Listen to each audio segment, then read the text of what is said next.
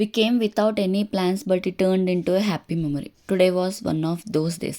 సడన్గా చార్మినార్ వెళ్దామని ప్లాన్ చేసాం, వెళ్ళాం. కానీ అక్కడికి వెళ్ళాక టెంపుల్తో మా డే స్టార్ట్ చేసాం. With little prayer, calm mind and positive start.